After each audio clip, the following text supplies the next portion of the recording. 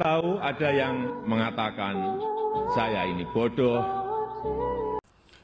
Betul Pak, memang jenengan bodoh.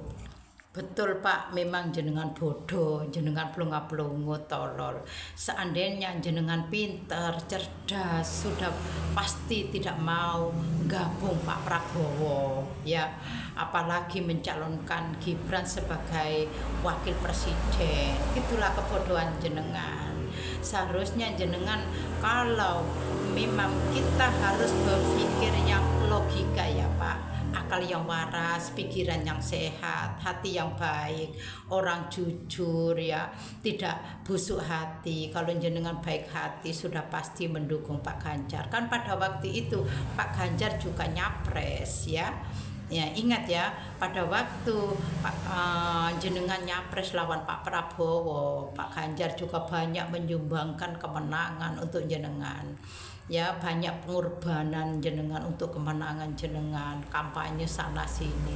Tapi di mana letak imbal baliknya, di mana balas budinya? Seolah-olah jenengan itu kacang lupa kulit ya, habis manis cepat dibuang ya. Jadi sekarang di sini sekarang ya tiba-tiba jenengan membelakangi Bu Mega, membelakangi PDIP tanpa sepengetahuan Bu Mega, tanpa izin PDIP jenengan mencalonkan Gibran sama Pak Prabowo yang pernah musuh jenengan ya. Walaupun jenengan melanggar ya, tabrak konstitusi ya, umur juga tidak cukup, dia juga kurang matang tentang politik, dia masih pelunga-pelungu juga ya. Akhirnya Allah Maha Tahu, Allah Maha Melihat, Allah berkuasa ya. Jadi senjata makan tuan ya, politik kotor jenengan sudah dalam genggaman Pak Prabowo ya. Pak Prabowo bukan orang yang bodoh-bodoh amat, dia juga pintar berpolitik. Sudah pasti banyak politik kotor jenengan sudah dalam genggaman Pak Prabowo ya. Jadi tidak mau, mungkin target jenengan Pak Prabowo ikut telunjuk jenengan arahkan ini, mau arahkan ini. Pak Prabowo bukan orang bodoh yang jenengan sangkakan.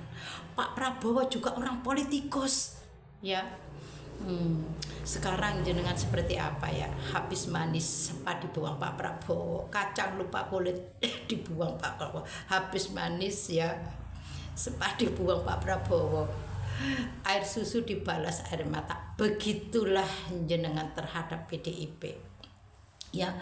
Jenengan sama Pak Prabowo, Pak Ganjar itu termasuk saudara kandung ya. Saya jelaskan sekarang ya, saya beberkan semua biar rakyat-rakyat yang dungu itu jangan ambisius menyukai Pak Prabowo, Pak Jokowi.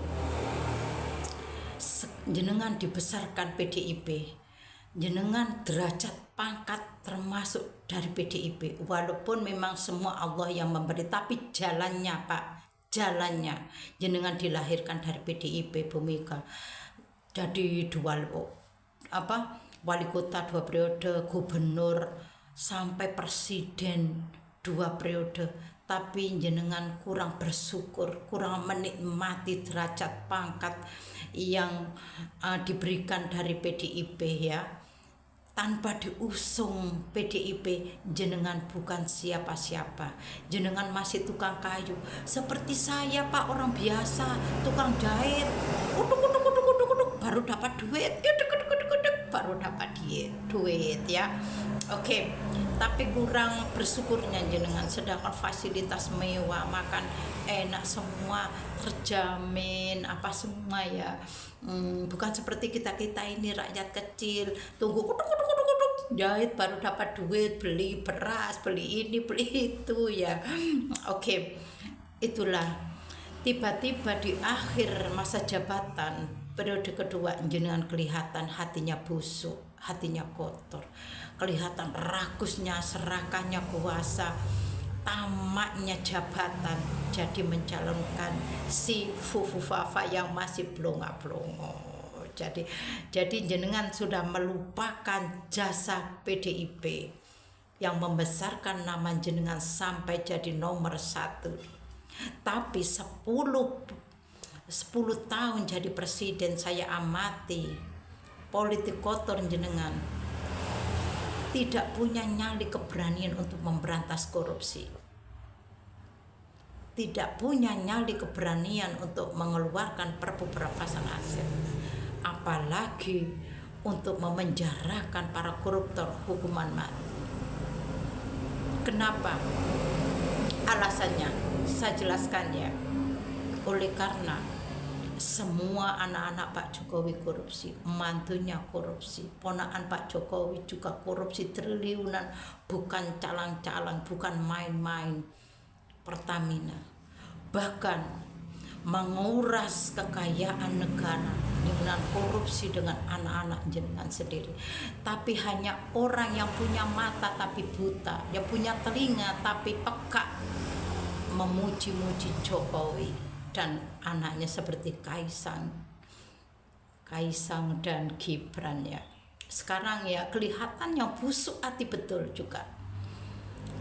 Jenengan mengatakan istana peninggalan presiden pertama yang berjuang mati-matian taruhan nyawa untuk memerdekakan bumi Indonesia. Ya, jenengan mengatakan istana bau kolonial dengan egonya, dengan sombongnya, sok hebat, sok berkuasa.